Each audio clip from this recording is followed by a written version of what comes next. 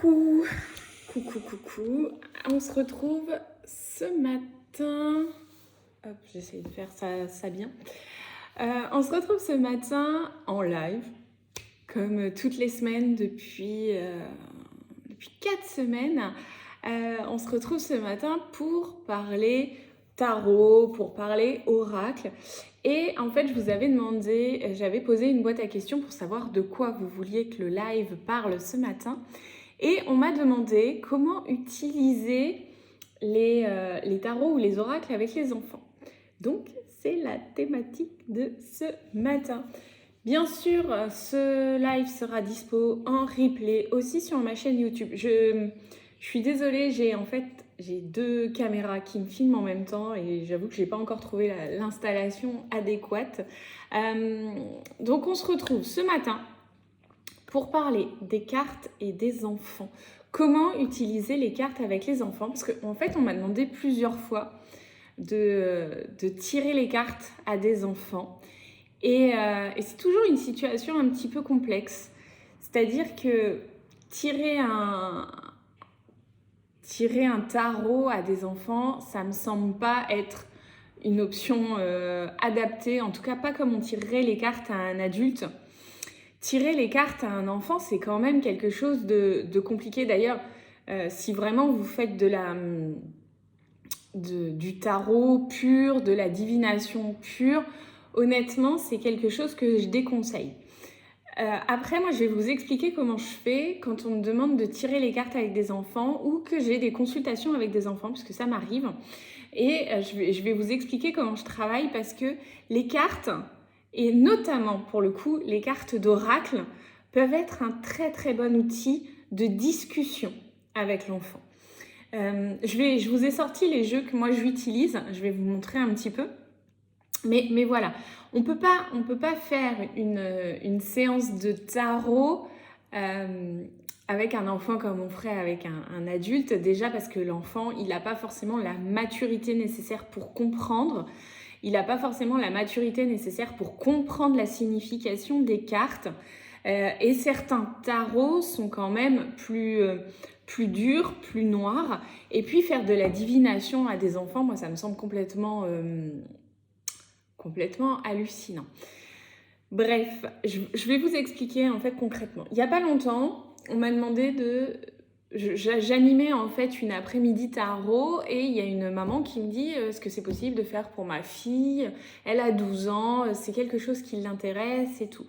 Je dis ok, sur le principe, moi j'ai pas de souci. Par contre, clairement, ce ne sera pas une séance de tarot normale. Ça va plutôt être un moment de discussion. On va plutôt faire travailler son imagination. C'est plutôt elle qui va parler.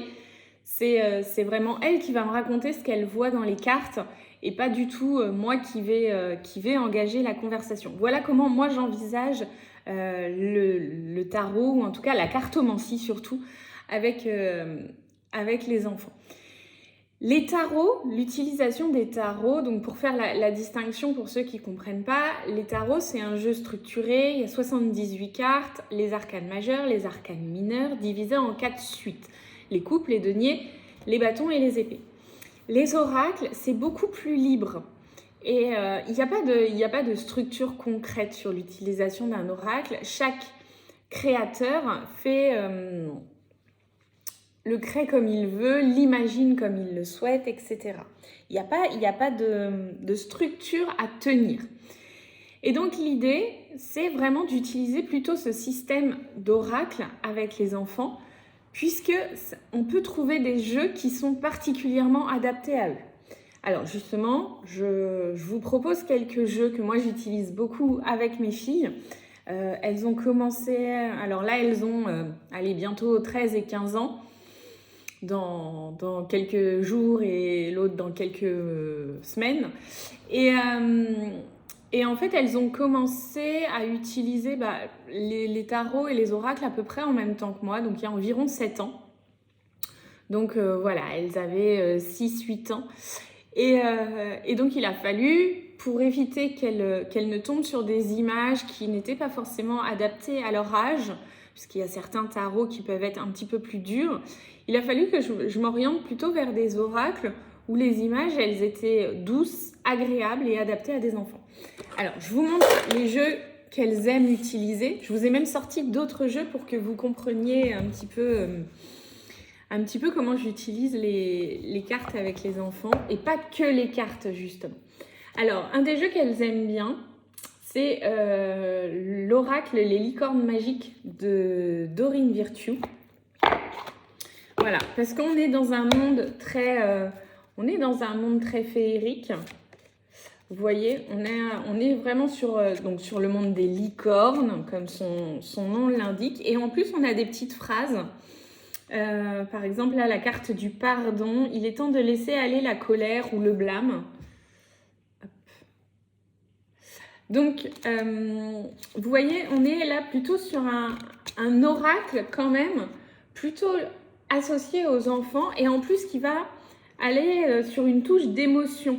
C'est-à-dire que là, on peut avoir le pardon. Là, on peut avoir plutôt les animaux. Donc, les animaux, c'est vous aimez et comprenez les animaux. Qu'est-ce qu'on a d'autre? L'amour apaise la peur. Le pouvoir de votre amour peut apaiser la peur des gens agressifs et en colère. Essayer quelque chose de nouveau. Voilà. Et en plus, quand il tire ces cartes-là, alors nous, avec mes filles, on avait l'habitude de les tirer le matin ou le soir avant de se coucher, en fait. Ça dépendait un petit peu de ce qu'elles avaient envie. Et elles se laissaient porter et En fait, l'idée, c'était d'engager la conversation. Un peu de me dire, tiens, par exemple, elle tombait sur la carte « Laissez aller le stress ». Ne vous appropriez pas le stress des autres, évacuez-le dès maintenant.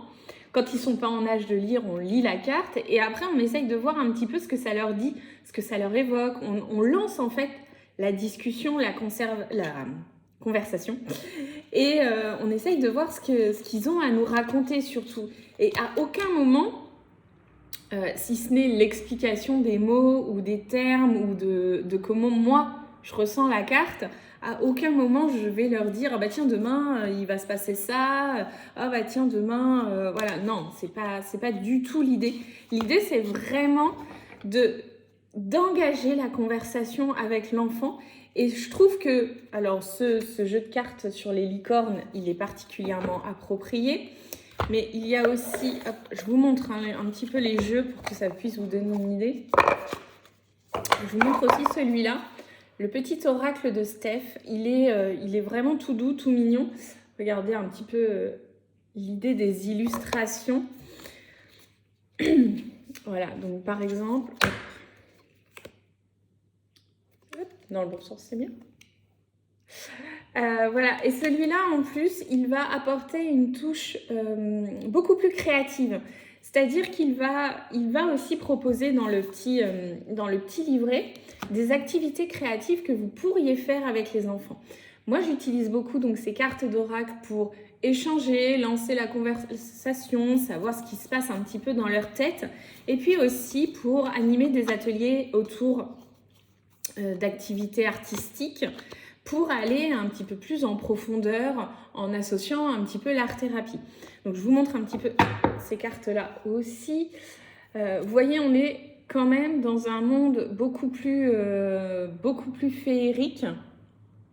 On est vraiment dans un monde beaucoup plus féerique, donc particulièrement adapté aux enfants. C'est vraiment des cartes toutes douces. Là, celle-là, elle dit « L'amour est la lumière qui t'éclaire de sa force invisible à chaque instant. Chaque instant est précieux, apprécie les instants joyeux.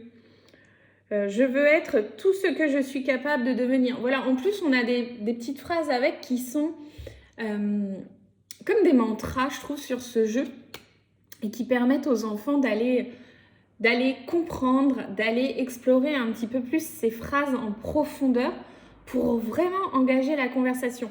On pourrait imaginer, par exemple,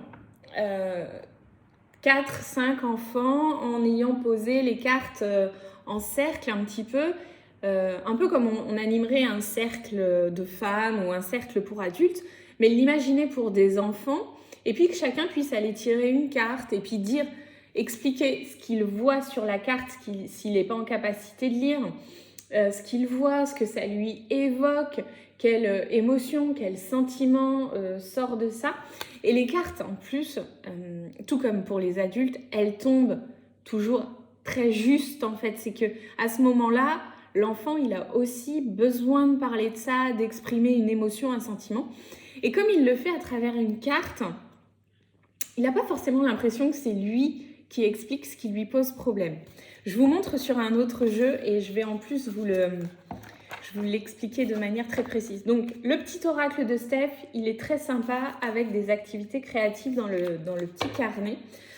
Vous pouvez aussi utiliser, bien sûr, qui à la base est un jeu de société, mais le Dixit, qui est un jeu de société, en choisissant l'édition spécifique de votre Dixit, parce qu'il y a des cartes qui sont peut-être aussi plus noires que d'autres. Après, rien ne vous empêche d'enlever les cartes qui vous semblent trop noires. Mais par exemple, voilà, là, cette statue qui se transforme, qui devient un roi, c'est pas mal aussi pour travailler l'imagination des enfants. Alors, qu'est-ce que tu me dis? Ton idée est super, je pense que je vais acquérir cet oracle pour mes ateliers sur les émotions. Ouais, tu peux en trouver, je suis sûre que tu peux en trouver d'autres. Hein. Moi, j'ai cela depuis déjà quelques années maintenant. Hein. Donc, je pense que tu peux en trouver d'autres. Il ne faut pas que tu hésites. Alors, je sais que ça peut être difficile dans certains magasins, mais il ne faut pas que tu hésites à demander à ouvrir les boîtes, à regarder, à trouver l'oracle qui vraiment va t'inspirer sur les enfants. Après, je sais qu'il existe des jeux de cartes avec des smileys sur les émotions, justement, et qui peuvent te permettre de travailler les émotions. Tu sais, comme ils travaillent en école maternelle, en fait, avec le monstre des émotions, là, mais plus approfondi, pour qu'ils aient une plus large palette d'émotions, en fait, parce que en maternelle, ils apprennent la peur, la colère, la tristesse, l'amour, je crois, et la joie. Il me semble que c'est une palette de 5 émotions. Et en fait, le champ des émotions est tellement large, tellement grand, qu'en fait, ils sont limités à 5 et ils ont du mal à parler, par exemple, de la frustration, de la lassitude, etc. Dans les magasins, c'est toujours compliqué de voir les cartes. Ouais, c'est vrai. C'est pour ça que je te conseille plutôt de creuser avant sur Internet ou trouver un magasin ésotérique où ils ont déjà des jeux ouverts, où là c'est plus facile. Mais sinon, creuse sur Internet déjà au préalable pour que tu aies une vision d'ensemble des images. Souvent sur Internet, tu vas trouver quand même plusieurs photos des cartes qui vont te permettre vraiment d'aller t'en inspirer. En tout cas, moi, je te dis que le petit oracle de Steph, il est très bien, que les licornes magiques aussi. Voilà. Le jeu Dixit, si tu veux plus aussi pour travailler l'imagination, inventer des histoires, etc. Un autre jeu que j'adore, qui fait moins oracle, mais pas loin quand même, c'est les cartes créatives. Et ce jeu, je l'avais utilisé il y a quelques années maintenant avec la fille de mes amis. Et ça a été assez pertinent dans ce qu'elle avait raconté à l'époque. En fait, à l'époque, ils traversaient une période un peu difficile où ils étaient en phase de déménagement suite à des difficultés. Et la demoiselle de l'époque m'avait expliqué, elle m'avait dit « Oui, c'est la princesse qui perd son château, etc. » Et donc, je vous explique en fait comment ça marche. Donc, ce jeu des cartes créatives, donc vous avez quand même dedans un livret qui fait très oracle, hein, qui vraiment explique les cartes comme un jeu d'oracle. Mais en fait, vous avez 4 paquets de cartes. Alors, attendez, il n'est pas du tout trié mon jeu. 4 paquets de cartes où vous avez l'objet magique, l'allié, le héros et le problème du héros. Et donc l'idée en fait c'est de piocher une carte par paquet, par thématique, Donc, hop, attendez, je vous le fais. Voilà. Donc, le héros, là par exemple, le héros, il pioche le chevalier. Le problème du héros, il est déçu. Voilà. Son allié, c'est l'elfe. Et son objet magique, la boule de cristal. Et donc, l'idée, c'est de partir, que l'enfant, en fait, vous raconte une histoire avec ses personnages. Donc, le chevalier, il est très déçu, pourquoi? Et puis, vous, de poser des questions, en fait, d'agrémenter, d'aller creuser un petit peu plus son imaginaire. Mais comme l'imaginaire de l'enfant est quand même en lien avec potentiellement des problématiques qu'il va rencontrer, c'est aussi à vous d'aller creuser. Donc, ce chevalier, il est déçu. Ok, pourquoi il est déçu? Qu'est-ce qu'il fait? Il a cassé son vélo. Il a cassé son vélo, ok. Et pourquoi il est déçu d'avoir cassé son vélo? Et puis, il a par contre l'elfe qui vient l'aider à réparer son vélo grâce à cette boule de cristal. Enfin bref, laissez les enfants créer leur propre histoire. À vous, après, d'essayer d'aller lire entre les lignes ou pas. Moi, j'aime bien faire ces exercices. Souvent, les parents, ils sont assis à côté et ils écoutent en fait ce que l'enfant a raconté, ce qu'il raconte. Même si moi, pour le coup, ça ne me parle pas, je creuse quand même la situation et le parent, lui, il comprend de quoi l'enfant parle en fait. Et donc, on peut à la fin échanger et le parent, ça peut lui permettre aussi d'aller relancer la conversation avec son enfant. Voilà, donc ce jeu des cartes créatives, il est super aussi. Voilà. Donc, avec les parents ou pas, quand je fais une consultation, ça dépend de l'enfant. Vraiment, ça dépend déjà de l'âge de l'enfant. Ça dépend de l'enfant. Il y a des enfants qui sont d'accord pour que les parents restent. Il y en a d'autres qui sont pas d'accord. Il n'y a pas de souci. Les parents, la plupart du temps, sont quand même très ouverts. Sinon, ils ne viendraient pas me voir déjà. Mais voilà, donc vous pouvez vraiment aller travailler pour le coup cette imagination avec les cartes d'oracle, les cartes avec les enfants. Les deux derniers jeux que je voulais vous montrer, qui sont tout à fait utilisables avec les enfants, qui sortent un petit peu du cadre des cartes, c'est des petits jeux. En fait, c'est des petits jeux de société, hein, clairement. C'est Imagidé. Et en fait, pareil, là, au lieu que ce soit des cartes, ce sont des dés. Voilà, ce sont des dés avec des symboles. Là, on a une note de musique, la toque d'un cuisinier, des outils. Voilà. Et donc, en fait, l'idée, c'est de lancer ces dés. Donc, il y en a combien? 3, 6, 9, 12. Il y a 12 dés. Donc, vous pouvez limiter, hein, bien sûr, à seulement 3 dés ou la totalité. Et après, de raconter une histoire, de les faire raconter une histoire avec ce qu'ils voient sur les dés. Et ça, c'est pareil, déjà pour l'imagination, c'est génial, mais aussi pour faire ressortir des problématiques, c'est super. Voilà, donc vous avez aussi l'option avec des dés si vous ne voulez pas utiliser des cartes. Et enfin, le dernier jeu, c'est un jeu que mes filles aiment beaucoup, mais maintenant elles sont un peu plus grandes, donc elles aiment bien aussi. C'est la méthode des pictopièces. Et en fait, c'est comme des morceaux de Scrabble. Sauf que dessus, il va y avoir des symboles. Voilà, il va y avoir des symboles.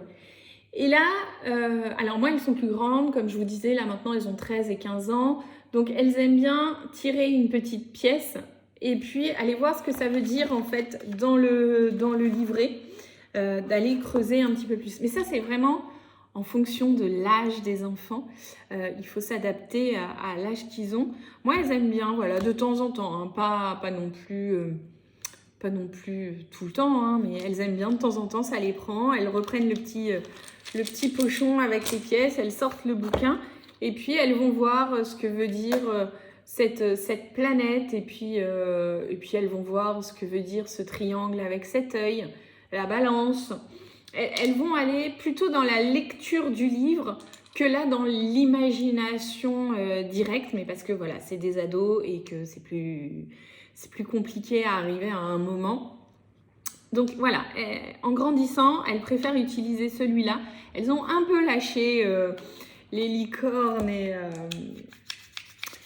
et le petit oracle de Steph, hein, en grandissant, le monde des fées, des princesses et tout, ça lâche un petit peu. Je dirais que jusqu'à aller 10-11 ans, ça passe bien. Entre 6 et 11 ans, ça passe très très bien tous ces jeux-là. Après, il faut vraiment s'adapter. Avec les ados, c'est plus compliqué. Avec les ados, on pourrait plus travailler tout ce qui est l'écriture, le dessin, la création en fait, que vraiment déjà parler, c'est compliqué. Enfin voilà. Donc voilà comment j'utilise les cartes avec les enfants. Voilà comment je fais des tirages de cartes avec les enfants, même si au final on ne peut pas vraiment dire que c'est un tirage de cartes. Mais en tout cas, voilà comment j'utilise. Voilà comment j'utilise les jeux. Alors, je suis désolée, je lis vos commentaires. Tu pourrais m'écrire les noms de tous les... Oui, bien sûr, sans problème. Je ferai un récap. Je vous les mets comme ça dans la description du live. Comme ça, vous aurez tout. Et puis voilà. Bah, si vous avez d'autres questions... Mais en tout cas, voilà, les cartes avec les enfants, pour le coup, on s'adapte à l'âge de l'enfant. On s'adapte à ses capacités aussi. Hein. Est-ce qu'il est capable de lire, d'écrire, de dessiner? Généralement, il n'y a pas de souci. Mais voilà, on s'adapte à l'enfant, on s'adapte à ce qu'on dit les parents aussi au départ. On peut tout à fait associer les cartes, comme tu le dis, on peut tout à fait associer les cartes à la sophrologie, à des activités créatives, à de la relaxation, à des temps calmes aussi quand on est en centre de loisirs par exemple.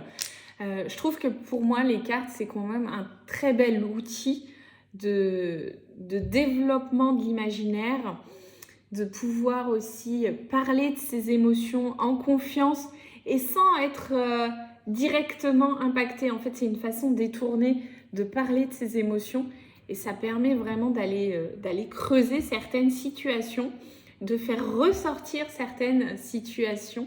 Moi, ça m'est arrivé plusieurs fois de tirer une carte, même à distance, hein, avec les enfants en visio. De tirer une carte à distance et de lui demander ce que ça évoquait pour elle, etc. Et après, d'aller le travailler, mais plutôt en art-thérapie, d'aller plutôt dans l'écriture ou dans le gribouillage pour vraiment évacuer la colère, les tensions, etc. Ça a toujours été très, très instructif pour moi, très libérateur pour l'enfant. Donc vraiment, moi je vous conseille pleinement d'utiliser les cartes avec les enfants, c'est un super outil, bien sûr en utilisant un jeu adapté à l'âge de l'enfant et à sa situation. Voilà, je ne sais pas s'il y a d'autres questions. Bonne journée, merci d'avoir été là. Bon, je vous retrouve, donc je vous mets tous les noms des jeux en descriptif. Et puis, on se retrouve la semaine prochaine pour un nouveau live. Bye, bonne journée à tous.